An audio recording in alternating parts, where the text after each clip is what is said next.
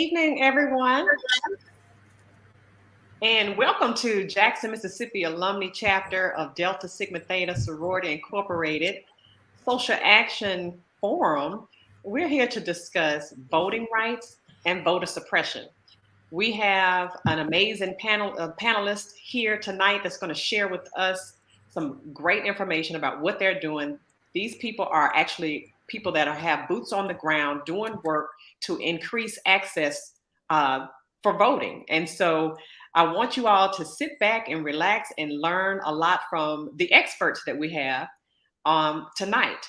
And also throughout this evening, we're going to have, I want to remind those who have been following JMAC on social media that we have been doing an amazing fundraising campaign for HBCUs in the state of Mississippi. So at the bottom of your screen, you will see some ways to donate to your favorite HBCU in Mississippi. And so I'll remind you all again before this forum is over to check out our page when you get ready to text or however you feel comfortable in making your donation to your favorite HBCU in Mississippi. I'll remind you later. So I want to introduce you to our amazing panelists this evening. First of all, we have Arika Bennett Scott. She is the executive director of Mississippi Votes, and she's also currently a graduate student at University of Mississippi. Over the last 10 years, Arika has been co-creating self-sustaining communities throughout the state of Mississippi through a Black feminist-driven vision that centers human dignity at the core of enhancing the quality of life for all, especially Mississippi's youth. We also have tonight Rhonda Briggins, and she serves as the secretary and treasurer of D4 Women in Action. D4 Women in Action is an independent 501c4 social welfare and advocacy organization established by Delta Sigma Theta Sorority Incorporated. D4 Women in Action seeks to enhance the political presence of Black women and women of color in public policy, legislative, and political arenas, and to build a pipeline of Black women and women of color engaged in enhanced, concerted, and sustained social action, civic engagement, and involvement in public affairs and the political process. We also have Latasha Brown. She is the co-founder of Black Voters Matter Fund and Black Voters Matter Capacity Building Institute. These initiatives are designed to boost Black voter registration and turnout, as well as increase power in marginalized and predominantly Black communities. We also have with us this evening Matthew Campbell. He is with the NAACP. He's a community organizer for the Mississippi NAACP. And his work for the NAACP lies at the intersection of policy advocacy and grassroots organizing around as criminal justice reform and housing. And we also have with us this evening the executive director of the ACLU Mississippi, Jarvis Dortch, the American Civil Liberties Union of Mississippi. And the mission of the ACLU of Mississippi is dedicated to promoting, defending, and extending civil rights and civil liberties to all Mississippians, with the emphasis on issues related to criminal justice reform, educational opportunities, access, equality for all, voting rights, and governmental transparency and accountability. So welcome, everybody. We have an amazing panelist, like I said. Everyone's bio is extremely long, so I just had to give you just a snippet of what we're working with this evening. And so we're going to start off with Rhonda Briggins. She is our soror, and we are so excited to have her. And so we want to know from you, Rhonda, what is Delta Sigma Theta Sorority Incorporated doing to help expand voting access in our communities? Thank you, Erin. Thank you for this opportunity. Man, I feel so at home. You know, I'm an Alabama girl, so when I get here with my Mississippi folks, I feel like I'm with my kin, right? So I really appreciate this opportunity, and I feel at home with all of the panelists. I come from a community organizing background. Latasha and I kind of grew up together in this space. So, Rhonda, so I have to happy interrupt be you right Okay. quickly. Apparently, there are some technology issues on the Zoom. Okay. Let's pause for a second. Let me see what's going on. I apologize for this. Oh, okay. They can't hear us. So,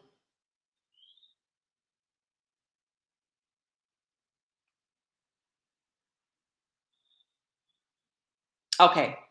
So we're good to go. Okay, I'm sorry.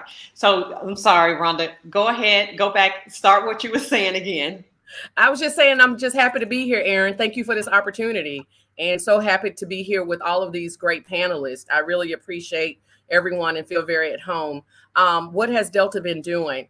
Well, we always want to be proactive and not reactive. So when I was one of the co-chairs for social action 4 years ago, we began to think about our role in Delta. How we were going to engage in the community, what we were going to do long term, and really come up with some strategies to really increase our presence, but more importantly, to increase our impact. So about 4 years ago, as you all know, we started out with the census. We drove census. We wanted to make sure that for the first time, we'd like to connect dots and align everything, and wanted to really show Delta and the community and educate of how the census connected to voting and what that means. Because right out of when you come out of census, you move directly with using that data and information that you gather through the census to move into redistricting. And so we started that second phase of making sure people understand how maps were drawn in these communities. And we really worked to then segue to your representation, right? So we want to bring it all home, your representation and how those maps become districts. And through those districts, candidates run to represent you. And so you have to vote to make sure those candidates are representing you. And so we wanted to bring it full circle and just connect all of those dots. So that's what we've been doing. We've been making sure we stay engaged, we educate our community. We participated, as you know, in the past presidential election cycle in Georgia. I'm from Georgia, so we really got into the runoff between the U.S. Senate districts. And that was a national issue, not just a local issue. And everyone got engaged. Immediately after the presidential election and when we won those U.S. Senate races, all across the country, especially in Georgia and Texas, you had all of these very egregious voter suppression bills that passed. And so Delta stepped up again.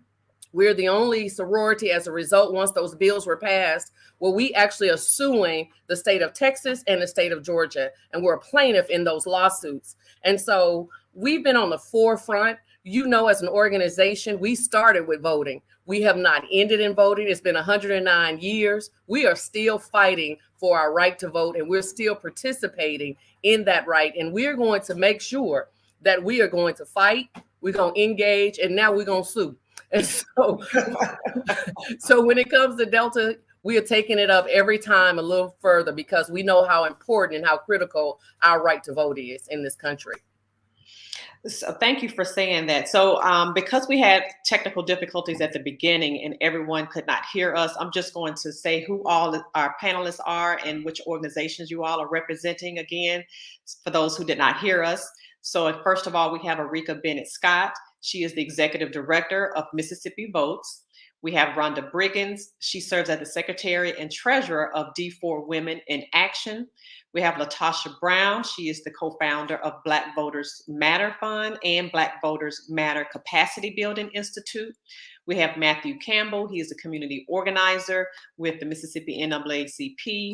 And we have Jarvis Dortch. He is the executive director of the American Civil Liberties Union of Mississippi, also known as the ACLU.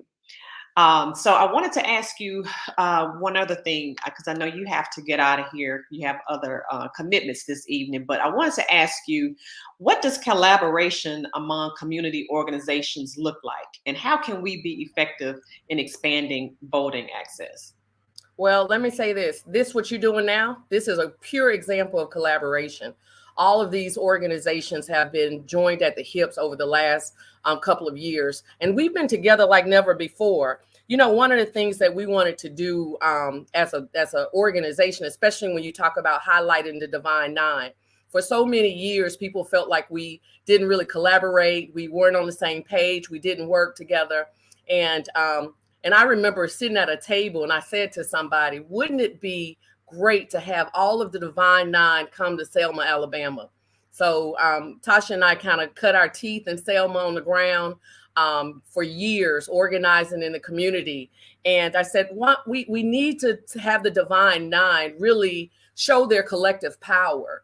And so we asked all of the national presidents of all of those organizations to come to Selma for the 55th anniversary of the Selma to Montgomery March. They all showed up. Mm-hmm. And if you really look at that time in history, now let me really set the tone for you.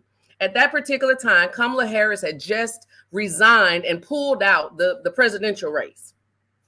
And at that particular time, she had never said in any point of her campaign journey that she was an AKA. She talked about going to Howard, but not in the sense of being really a HBCU. Mm-hmm. After that particular time of her seeing those 30,000 D9 members on that bridge, all of a sudden across this country, everything became the Divine Nine and HBCUs. And so we literally, that moment in time for me, you politicized in the first time the Divine Nine in this much different way of collective power, representing 2.4 million votes in this country. And so people began to see and understand our collective power immediately after that, because we're all C7 organizations. And so we can't do direct political work. So we started working on the campaign scene under the auspice of Team Unity. And so the Divine Nine became Team Unity, and we worked with Black Voters Matter. I mean, Latasha Brown put probably a couple of $1 million on the ground through the Divine Nine, and where we did everything. We knocked on doors. We bought water. We did everything, but it was these collective organizations, NAACP, SCLC, all of the organizations in our community. You had organizations like Lynx, Jack and Jill, the Boulay, Girlfriends, right? These organizations, Masons, Eastern Stars, all of us came together because that is our power, our collective voice. It's always been the church, it's always been the NAACP, but these other organizations that never been engaged in that way, we not only came together during that time, but I'm going to say we've stayed together. Because if you see what's going on right now today, when we're trying to confirm a Black female for the Supreme Court justice, those organizations are sending out messages right now around this country because we understand the power of our collective voice. And so that's what we've been doing. And we're going to continue to do that because we understand what that means in this country. And I think we have really found a sweet spot amongst one another of how we can collaborate. And that is not a competition, but instead is power. So thank you, Aaron, for this opportunity. And I'm going to go in a minute, but I appreciate you all for this opportunity. Thank you. I'm so glad you were able to join us, and you just drop off whenever you have to. But to Rhonda's point, though, I just want to highlight that all of those organizations and more that she mentioned have been doing the same type of work individually anyway. So it only makes sense that we all pull together because strength in numbers, right? So it only makes sense for all of us to do the same things that we were doing collectively. And we just make a huge, huge impact that way.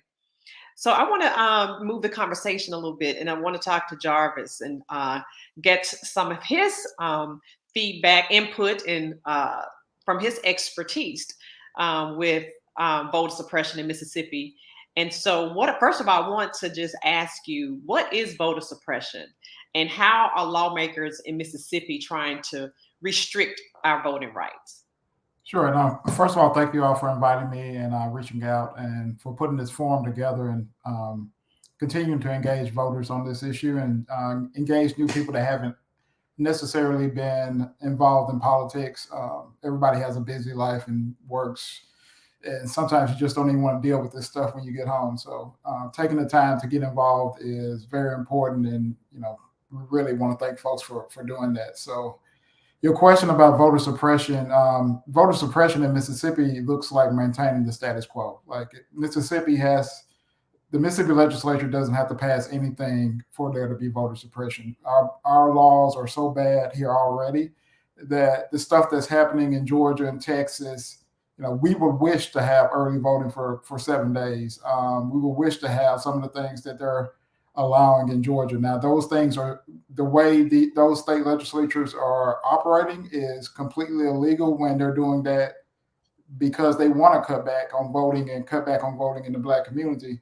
But in Mississippi, voter suppression looks like having to have 2 items notarized just to vote absentee. Having no law that allows absentee voting for no excuse. So Mississippi makes it so difficult to vote. It's beyond any other state. We were actually the only state during COVID to not pass any laws that allow people to go vote or vote early due to a pandemic. So we had that distinction of being the only state to not take the pandemic so seriously that we wanted folks to be able to vote during a presidential election.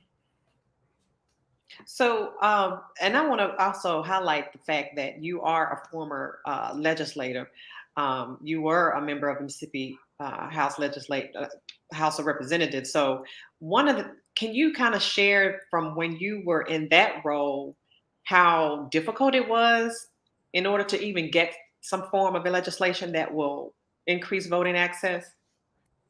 So, the thing about Mississippi is that things kind of sway, and we're like on the back end. Actually, when I was in the legislature, in the House, we passed 2 years in a row a package of bills that would allow for early voting, online voter registration. It would have cleaned up some of the voting code and made it easier for students to vote absentee, which is just almost impossible for students to vote if you're on campus and you want to vote back home. A lot of students end up changing the registration to their college campus. Mm-hmm. That passed in the Mississippi House almost unanimously and went to the Senate where Tay Reeves was in charge, and they killed that bill 2 years in a row. The person that was pushing that was the Secretary of State at the time, who was Deborah Hoseman, who is now Lieutenant Governor. Mm-hmm. So fast forward through the Trump administration and all the lies that they have pushed, and what you hear from Republicans at the legislature is, we can't take on these issues because we'll get beat in the primary. So for them, it's political, that they don't have the political will to do what they did 3 or 4 years ago. We should be progressing as a state, but unfortunately, due to the last administration, we are seeing ourselves go backwards when it comes to our democracy. And I think it's something that people need to really pay attention to, because there are a lot of things working their way through different states, through the United States Supreme Court, that really will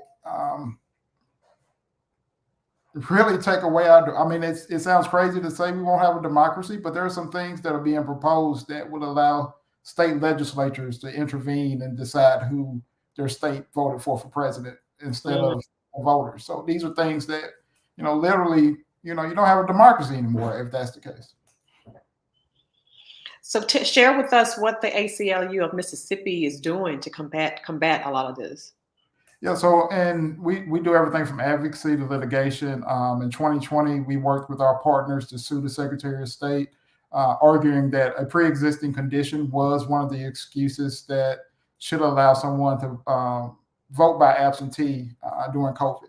And we were successful in doing that, where people just had to declare that they had a pre-existing condition like diabetes or asthma that would allow them to at least vote early, instead of having to prove all the other things or take the other steps to vote by absentee. We're also, one of the things that we think dilutes Black voting strength in Mississippi is redistricting. So we're working right now on that issue and looking at, we're advocating for fair maps in the legislature, but we're also prepared to bring litigation that would make sure that Black voters in Mississippi are represented. We have a lot of Black people elected to the Mississippi legislature. But the thing is, we're vastly underrepresented, and take the state Senate.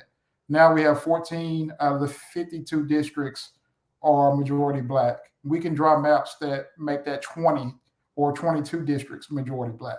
So that's 8 districts out there that should have, that should allow Black voters to choose a person and actually have representation at the Capitol. But right now, if we maintain the status quo on the dot maps that look like they do right now, you're going to have Black voters underrepresented and packed into very few districts across the state. Wow, wow. So I'm going to jump to Matthew Campbell since you mentioned redistricting, and so I would like Matt to kind of explain to everyone, what is redistricting and how is it affecting voting access in Mississippi? Yeah, thanks. And before I jump into it, I just want to thank y'all, DST, and your social action team. I think Rhonda described it brilliantly. It's about our collective power and engagement. So I want to thank y'all and the work that you're doing here.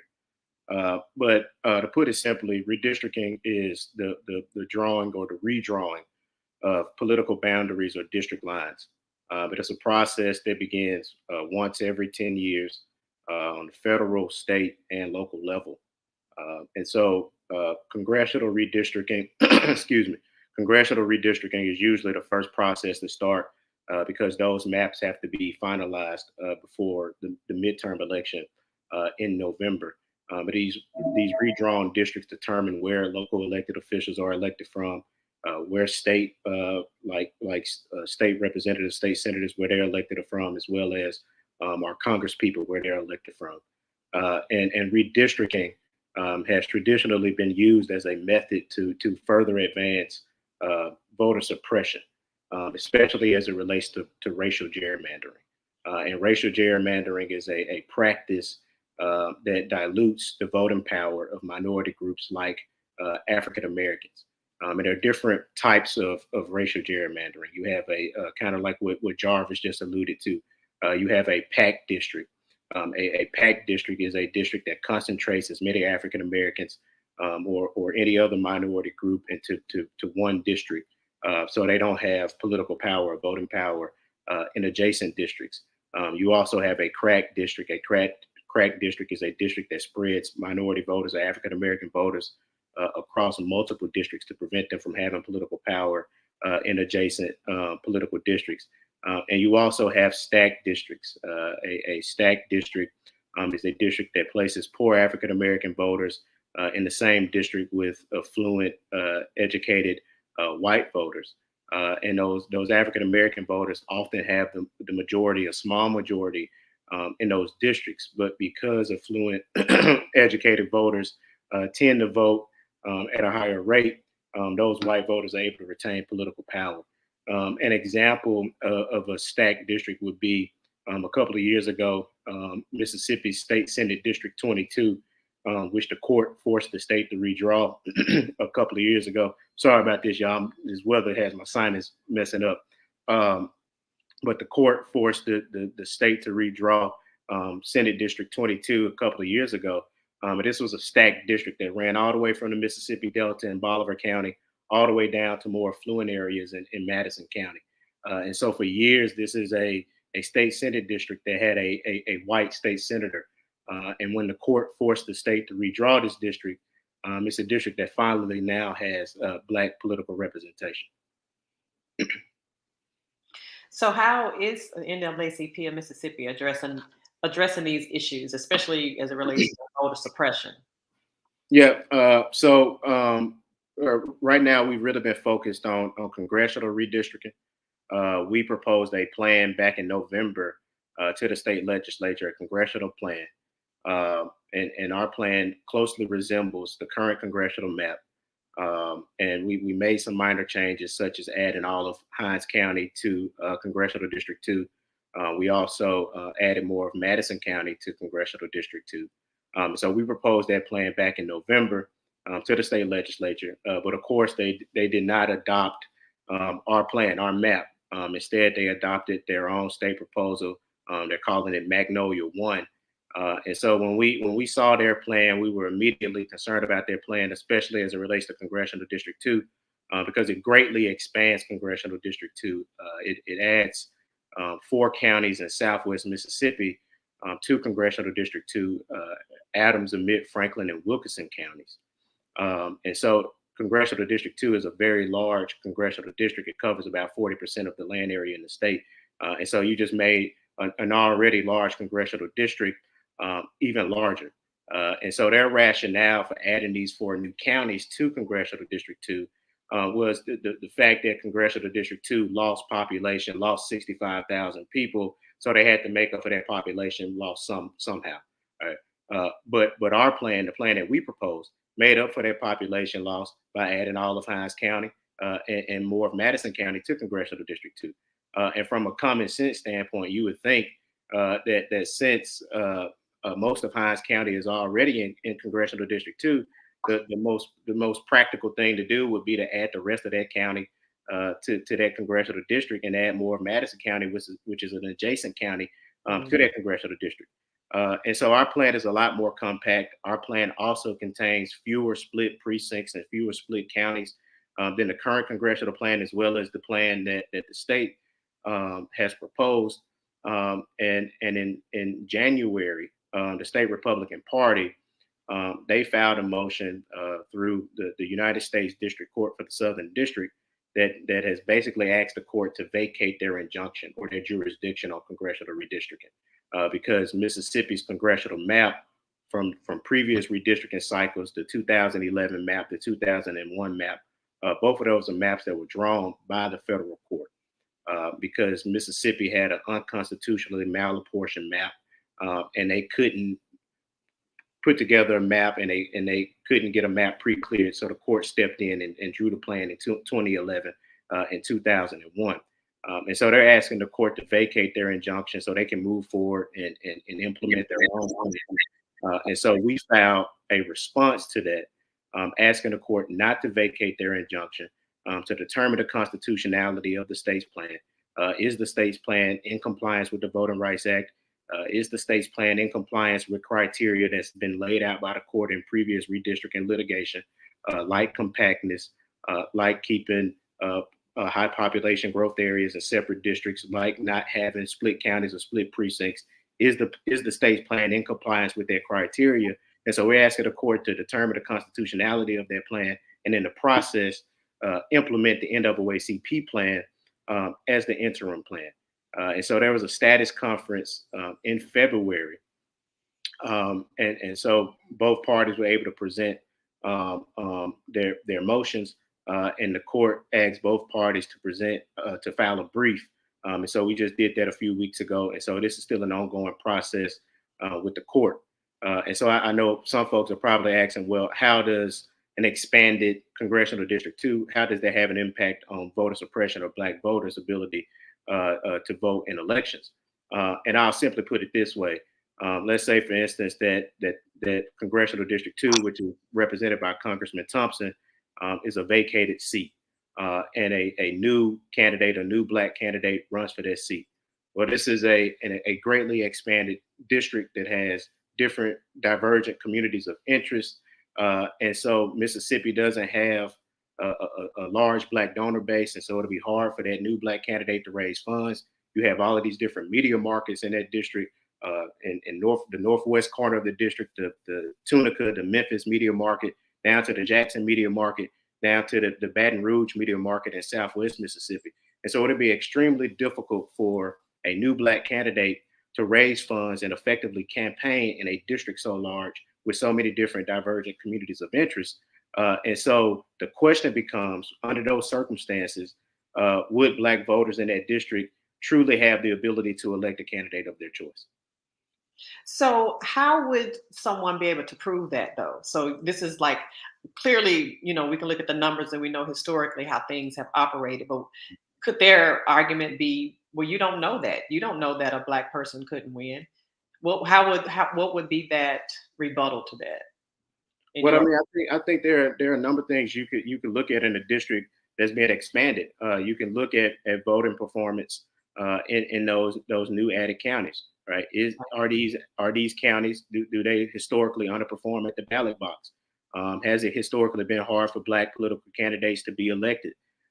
Do these 4 counties have a history of voter suppression? Those are the type of issues that we can look into, right? The historical context around voter suppression and voting laws in those counties, and how the electorate typically behaves in those counties.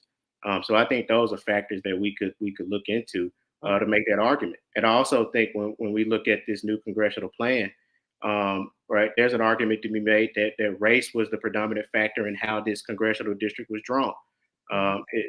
By not adding all of Hinds County and more of Madison County, which are majority white areas, was race a factor in how they drew that congressional district? Right? Is it because white voters in that portion of the county, in Hinds County and in Madison County, don't want Black representation, want to be represented by a Black Congressman Thompson? Right. So those are arguments that can be made, and it would be unconstitutional if race was used as a factor in how they drew this congressional district. Right. Great points. Yeah. So I'm going to switch over to Arika now, because one of the things I love about Mississippi Votes is that they get the young folk, and I'm saying younger than me. Y'all get these young folk really engaged in voting and the civic engagement process altogether. So I just want to, first of all, just tell me about Mississippi Votes. Let everybody know who you are and what you all do. Sure. Good evening, everybody, and thank you for having me. It's always a pleasure to be among the women of Delta Sigma Theta, because I can see your heart and your love for our people in the way you uphold our tradition in the freedom struggle. So thank you for all you do. Always in good company with Latasha, Matt, and Jarvis. So hey, y'all. But for folks who don't know, Mississippi Votes was birthed out of necessity. In 2016, we began this journey of researching voting trends in our state and understanding the gaps in voter engagement throughout the country and the state. And what we found were that there were just over 300 and something thousand eligible unregistered voters across the state. And many of them were Black folks, many of them were young people, and many of them living on the margins of what it means to be marginalized in this state. And so we founded Mississippi Votes to answer this question about, A, what does it mean to start from a Black girl's fears and create a world that's safe for her through policy? And B, what might it mean to utilize the imagination of young people, give them the tools and resources to build a democracy that works for everybody? And so we've been dreaming of those plans since inception. We've registered somewhat over 30,000 new voters in 2018 when we launched our Up to Us campaign, which is our GOTV, our Get Out the Vote effort. There was an uptick in not just voter registration among 18 to 42-year-olds, but there was a dramatic uptick in civic participation. And so that's our work. Freedom Summer is at the core of who we are and what we do. And yeah. So how has Mississippi Votes been engaged with our lawmakers in Mississippi in advocating for voting rights? Sure. So our policy and research program is designed to advocate for the advancement of public policies that improve and broaden the landscape of Mississippi. And so we have a lot of different goals that we try to achieve every legislative session. And that means putting forth a legislative agenda that reflects a more modernized approach to voting, a friendlier approach to voting, widening the accessibility to like who gets to do what at the ballot box, right? And so Mississippi's 11% of Mississippi's population is disenfranchised. Mississippi has 23 disenfranchising crimes. Depending on who you ask, it's 22, but I say 23 because it includes voter fraud, whatever that is. But Mississippi only allows, there are two ways that somebody can get their suffrage back. They can either become a bill through the legislature or they can get pardoned by the governor. Both sometimes feel like an act of Congress, but each year, an act of God really, but each year we submit somewhat over 50 something applications, and every year some people go through the whole legislative process and die in one chamber or the other, or die on the governor's desk. And then another thing that we advocate for is obviously voter modernization. And Jarvis alluded to some of this with some of the packages that he put together as a legislator, early no excuse absentee voting, electronic absentee voting, and automatic voter registration, all of which would put Mississippi in the 21st century when it comes to accessibility and modernizing our processes, all of which have somehow failed in the state legislature, which to Matthew's point around having to build this pipeline of leadership and young folks who are invested and embedded in Mississippi, who want to run for office and who can speak to the needs of the people in their area. And then the last part being protecting democracy. So right now, for sure, organizationally, we are, we believe in the people-centered process, which would inevitably mean the ballot initiative process that the Mississippi Supreme Court struck down in early 2021. But there's a bill, House Concurrent Resolution 39, that seeks to reinstate the ballot initiative process. And our problem organizationally is not that there's a bill, but there's a bill that has holes in it. So House Concurrent Resolution 39 doesn't reinstate the citizens initiative process that we once had, where you collect signatures. If it's enough, it gets on the ballot. This process permits vast government overreach and legislative control. It makes it really hard for the average Mississippian to have access to. And so to your question, all of that is Mississippi Vote's core agenda in creating and building relationships with legislators so that we can defend democracy and advocate for holistic and accessible means to the voting booth. Well, we really do appreciate all of this work that you are doing, all of you actually. And so far we've talked specifically about Mississippi issues, but I want to bring in Latasha Brown in this conversation with the co-founder of Black Voters Matter, because the work that you're doing affects us all, everyone in the United States, basically. So first, can you tell us about Black Voters Matter and what prompted creating this organization? Absolutely. First, let me say Mississippi matters. I am a native of Alabama, but my summers I was in Mississippi. I usually tell people Macomb, but it was actually Summit, Mississippi, because it's a small community and most people don't know Summit. Arika was like, I do. So if you know any Browns in Mississippi, from Summit, Mississippi, Macomb, that's my people. And so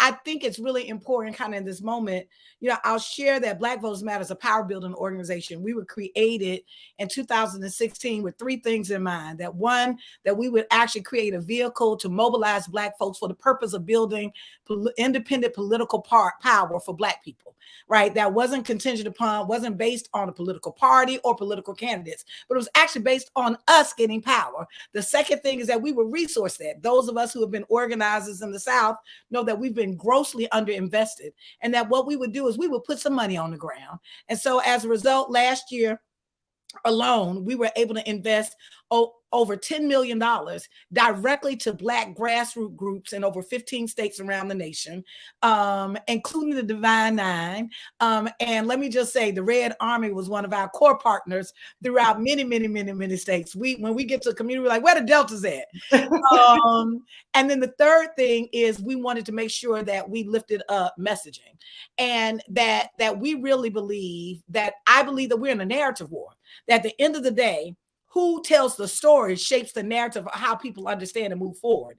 And so for us, what we wanted to do is to make sure that we were lifting up not just the challenges that are happening to us, but that we wanted to also be able to amplify our victories and let people understand that part of these attacks are not coming because we're losing, y'all. The good news is the attacks are coming because we're actually moving forward. And so we wanted to make sure that people are really understanding, and that as we're putting this narrative out, what's really important to me as I think about Mississippi, I want people to really recognize in this moment that what we are doing, sisters, we are ushering in a new era, that this is a new era that we're going into. And so we can't, I talk about this all the time, but one of the greatest sins of racism and oppression is to make you forget who you are and make you to forget the progress that you've made, to seem to make you think that you've not made any advancement. Listen, my folks grew up in Mississippi. My people were in Mississippi. My father was born and raised in Mississippi. That ain't the same Mississippi that was the Mississippi that he grew up in, right? I'm raising that because all of that change happened, not because of the goodness and the benevolence of the white folk in Mississippi. It was from the goodness and the vision of those who believe, both white and Black, and folks who had the courage to stand, on what was righteous. And so I also, in the midst of us going through this voter suppression right now, I don't want us to forget the good news. I don't want us to forget that in such a time as this, we are alive because we have a mission. Our mission is literally to push the ball forward. Our mission is to literally, how can we transform where the place of the pain went or happened, where our people were bought as enslaved Africans in the Deep South, that this is the very place that I think our liberation is going to happen. And so in that space, I think it's important for us to recognize that as we're talking about doing this work around voting, and as Black Voters Matter has been doing this work about voting, it hasn't just been about voting. For us, it's about how do we build an ecosystem of Black grassroots groups throughout the nation that can create a framework so that we can respond to policy issues, that we can respond not just to elections, we can respond in a context of power. Love and power are our anchors. And so our work has been around moving the message. Our work has been around moving the money, and we've done that throughout the nation in 12 states. That is amazing. And, you know, one of the things that people may realize, may not realize, or maybe they do. The Black Voters Matter bus, when it comes through, we know that there's some work that's really going down. You know what I mean? There's some work going down. When you see what we call it, we affectionately call it the blackest bus in America. Okay. The Black Voters Matter, which is the blackest bus in America. Wherever we're showing up, there's work already happening. Mm-hmm. And I do want to shout out our state coordinator, Carol Blackman, who is right there in Mississippi, who has been leading our work in Mississippi and working with Arika. And like, there's so much richness in Mississippi. I wish I could tell y'all, right? I know you know it and you feel it, but sometimes because we see the oppression, we get our eyes off the prize. When fundamentally there's so much, you got 38, almost 40% of the population of Black folk. We can do a lot with them numbers right there. And so while we've got to fight these different fights, you know, I do think that there's kind of three ways that we need to look at it. Yes, there's a structural fight that we have to deal with. We have to deal with the structural racism that is embedded in the voting systems, that is embedded in the actual governance in the state of Mississippi. But the second part of that is also around our strategic fight. We have to be strategic around this coalition building that we talked about, how we work together, how we leverage our power, how we utilize those spaces that we're in. But the third one I also want to raise, and we don't think about it as I think as much as we should in the political space, but it is a spiritual fight. We have to really recognize that our groundedness, that when we talk about Fannie Lou Hamer, when we talk about Medgar Evers, that Mississippi led the way. And I expect that Mississippi will continue to lead the way, that literally some of the most powerful anchors in the civil rights and the voting rights movement and thinkers in this world, in this nation, came out of Mississippi. And so we have to really recognize that is our inheritance. That is part of our legacy. And how do we move forward? So it's going to require us to really go to higher ground. We can't just get caught up in this transaction around election. We have to be unapologetic about how we're going to organize to get power for our people, right? And be able to transform that state so that we can actually have the state and the nation that we desire and we deserve. And so we've been having that approach all around the country. I often say, some of the best organizing I've ever seen in my life. Some of my training, because I've worked in Mississippi far before Black Voters Matter, right, has been in Mississippi because it's relational organizing. Like, we know the folk, we connect with the folk in the Delta. It'll be a telephone call. I remember one of my first trips there, you know, I was in Sunflower County, and one phone call connected me to 20 counties automatic. Like, half the state automatic. We use relationships. You right about that, girl. You done preached a word tonight. So I want to ask you also about the 1 million for voting rights campaign that the Black Voters Matter is doing. Tell us about that. Well, the first thing I did right was the day I started to fight. Keep your eyes on the prize and hold on, hold on. We in that same spirit, you know, of the civil rights movement, in the same spirit of how do we kind of move forward and keeping our eyes on the prize, what we have done is launched a campaign called 1 Million for Voting Rights. You know, and what we wanted to do is to be able to lift up and connect with folks. Everybody's not going to be on the activists in the front line. Everybody going to get arrested with us. We've done everything from file lawsuits to get arrested, to organize, to have a collard green caucus. We're using all of those things within our community and the culture, our cultural capital, to be able to connect to our folks, to educate our folks, and to get outside of this space of just a transaction about an election. This is about power and transformation for us. And so in that, we decided to launch this campaign in light of the voter suppression that was happening, that we didn't have to look at this as an isolated incident that we didn't have any power, but that what we would do is what Erika said earlier. You know, I think Brother Matt, I think you said it as well, is how do we, and Rhonda did as well, how do we consolidate our power in a way that we're actually directed, that we're directing our power and our focus so that we can actually create the kind of policy, policies that we want. We have the right to make a decision on who governs us and how they're governed. And if people ultimately want to be a part of it, we're asking that folks to please come join the campaign with whatever you're doing, whether you're organizing, whether you're seeking to put information out. We're attempting to connect to over 1 million people between now and in August, which would be the anniversary of the signing of the Voting Rights Act. They can go to our website and learn more information. And you can also text to Black and voting to 25225. If you text voting 25225, you'll be able to have updates if you're part of the campaign. And if you don't remember the numbers I gave you, if you look down at your keypad, it spells Black. So if you text voting to Black, we'll get your information, be able to stay connected to you. I love it. I love it. I love it.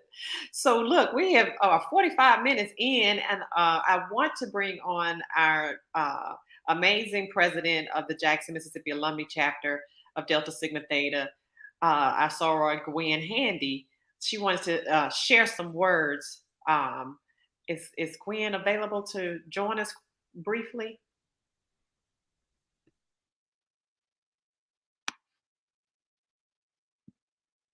Okay, might not be time for her yet. So while we wait for Gwen, I wanted to bring up some things that, you know, people have been learning about the voter suppression laws that were passed, like in Texas and in Georgia. Specifically, like things like, you know, not being able to pass food out when you're standing in line, because the voting line, we know in our precincts, our voting lines are going to be extremely long. And in Georgia now, you can't pass food out. So some of the things like that, and this is for anyone who would like to answer this. What can we learn in Mississippi, and how can we be prepared for anything that might possibly come down the pike in our laws? Anybody want to take that? I'll just jump in and say something real quick. You know, I think part of what we have to do is we have to be resilient, we have to be resistant, and we have to really be focused and recommit ourselves to this process. We have to recognize that we're going to have to fight on multiple levels. Just as Rhonda talked about earlier, it is going to require some of us filing lawsuits, which we participate in several lawsuits. We're going to have to organize. We're going to have to organize ourselves, that our community know about what is happening and they feel empowered and engaged in it. And then the third thing is we're going to have to demand federal legislation. That at the end of the day, no matter how much we organize, we can't out-organize all that is happening right now. So we're going to have to really be able to use our power to actually put pressure. Right now, currently, we should be calling out our state senators. Right now, currently, we should be organizing with other groups as a coalition. There should be some consequences. That one of the things that we offered was a corporate accountability campaign. I'll just say this real quick. Sometimes, you know, let me tell you, racists may not care about protests. Racists may not care about, you know, having bad press. But let me tell you what they care about. They care about their money. And so ultimately what we had to do is we wound up organizing corporate accountability campaigns, and we actually targeted those who had been sponsors of these voter suppression bills. Many times, which you look, they own the insurance companies, they own businesses, and in South Georgia and some of those places that they were attorneys, or they might have been the city or the county attorney. Our folks organized and got them fired. They lost those contracts. So that at the end of the day, what we have to do is we have to be very innovative around how we address the issue, that there's a larger structure issue, that we need the federal legislation, but we also got to do an accountability campaign, that those that are on the front of leading this, we have to find those pressure points. And what we have found as a very effective pressure point is to actually go after those companies that are supporting those folks who are leading and sponsoring these voter suppression bills, and actually go after their dollars ourselves. Yeah, I think the only thing that I would add to that is just to build on the coalition building piece, right? So like that is super powerful, especially when you're talking about a state like Mississippi, and how we kind of lack a political infrastructure, organizing infrastructure, and like Matt said earlier, a pipeline where we're regenerating leaders to not just run for office, but folks who are organizing and folks who are researching these different policies and laws. Because in Mississippi, we're responding to so many things at one time, and our organizations are small, we mighty, but super small, and there's not enough capacity of us, training and researching and getting in the forefront of some of these policy fights. A lot of our fights are organized, and a lot of our fights, after one is over, we have to respond to the very real material conditions of people's lives. So we can be responding to early voter registration or early no absentee voting like we were in 2020. But in the middle of all of that, there's an ice storm. So how do we build lasting, sustainable models where our people have what they need, and we're also engaging in the fight actively? So we have to have more fighters.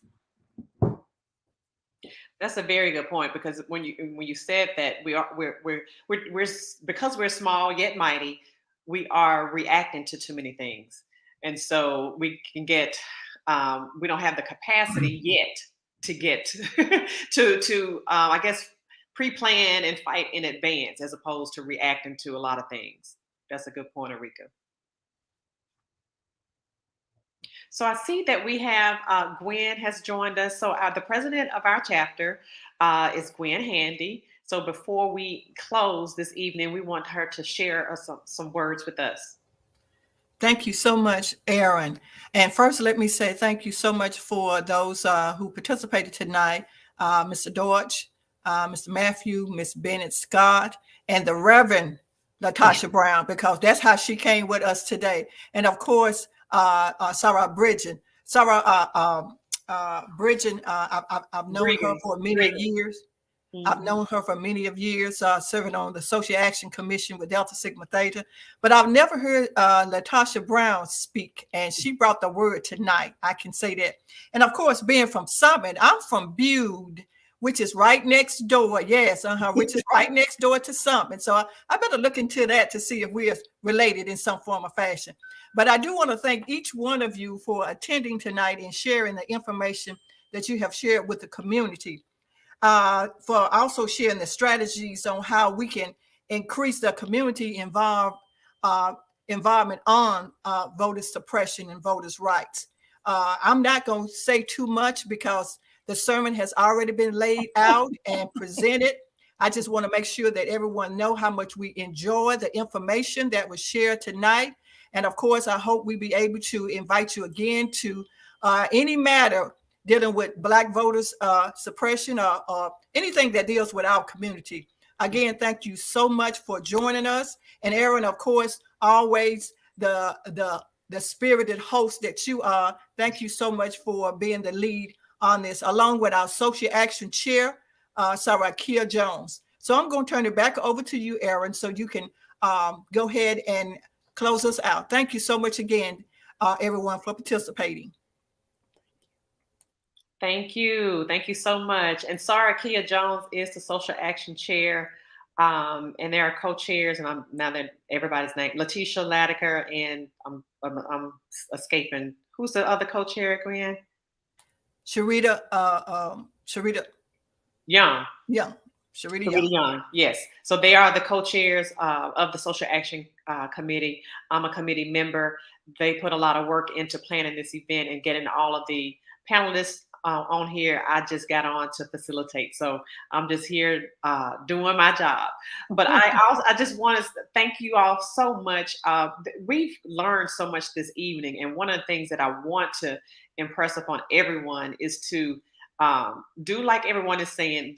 All of our organizations need to work collectively on the regular basis, continually working with Black Voters Matter, NAACP, Mississippi Votes, and ACLU of Mississippi, especially when it comes to advocacy and holding lawmakers accountable. And that's what I really want us to get into, a point where we can start holding lawmakers accountable for the ridiculous laws that, hinder our access to voting, or in anything, actually, for that matter. Anything that's hindering our community, we need to be advocating for them all together. And so I'm just so thankful that everyone was able to join this evening. Everyone shared some amazing information with us. And again, Reverend Brown over here, she did a great way of closing us with all of the information and inspiring us to not only focus on the little things that's holding us back, but we need to share the stories. And that's another thing that I would love for our organizations to do together, and this is something we might need to talk offline, but just think about ways that we can either do like a video or something that highlights the work that we're all doing together, that shows that we are doing the work, and we do have the capacity at some point to get more Mississippians involved and engaged and calling on lawmakers and holding them accountable. We need to do something like that together. I think that'll be amazing. That's your next project, Erin. That's your next project. Lord. Can I offer a resource real quick? Yes, most definitely. There's 2 resources I want to offer. So one, we're on the leash. I'm so proud of Rika. I don't know what to do, but I'm gonna come back to that and the great work they've been doing. They've been we've worked with them as a partner, and we are also supporting we're looking for other grantee groups. So if there are groups that are doing power building work, particularly in smaller organizations that are doing throughout, even as the women are doing power building work, please consider us. Please reach out to us if there's resources that are needed. There's another resource I want to lift up, which is actually I'm founder of an organization called the Southern Black Girls and Women's Consortium. And so what we also do is support Black girls and women. And so currently right now we have a Black Girl Joy Challenge, and we're actually giving the Black girls that come up with a project to create and generate joy for themselves and 10 other girls, 10 other people, we're actually providing a $500 scholarship to them, a $500 individual grant for them. And so go to Southern Black Girls. We are open right now and receiving those ideas so that we can get a couple of dollars in these sisters' pockets that have the audacity to dream. I love it. I love it. That is amazing. And that's how you can, we have such young talent that we just need to, we just need to support them and to get them to where they need to be. Yeah, I love that with the $500 scholarship. Thank you. We would definitely have, look, Kia has already put in the chat that she will be contacting you. So I'll go to Southern Black Girls, but I can send it and it'll be on my page, but I'll send it to you all. Okay, that'll be great. Thank you so much. Well, we are at the end of our forum. I hope that everyone that participated learned something, and I hope that everyone was inspired to do some work when it comes into social action, civic engagement in our communities. I just hope that everyone enjoyed it, and we'll see you next go round. Oh, before I go, I wanted to mention again for those who would love to make a contribution to your favorite HBCU in Mississippi. Our chapter has been doing a fundraiser for the next, Rico already put in there, JSU. So we have, look at scrolling at the bottom of your screen, you'll see where you can text to donate to Mississippi HBCU. And this is a fundraiser. We want all of our schools to thrive. And so we need alumni, friends, and anybody. If you admire any of these schools or anything, just make a small donation. It does not matter how small or how big you want to donate. Go ahead. Arika, you have an announcement you want to make? Yeah, just real quick. So every year, Mississippi Votes has a lot of youth programs. One of them is the Democracy in Action Fellowship Program. We're on all 17 colleges and university campuses. That application is live on our website, msvotes.org. We're looking for students at all colleges and universities, especially a priority to the HBCU. So I just wanted to name that. It's a paid fellowship program. I think, $800 a semester. So you don't want to miss out on that. Holler at us. Every amount counts. So thank you all. Thank you again. Have a good evening, everybody. Thank you so much. You all be blessed.